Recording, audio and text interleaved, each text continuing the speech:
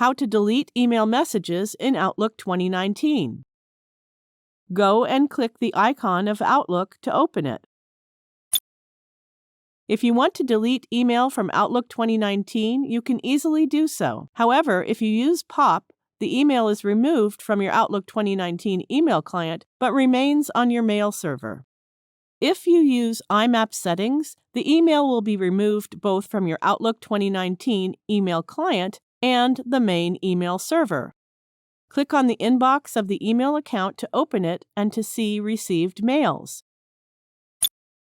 Now right-click on the email you wish to delete.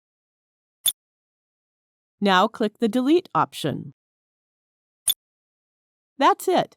The selected message has been removed from the inbox. Now you know how to delete email messages in Outlook 2019. Thank you for watching.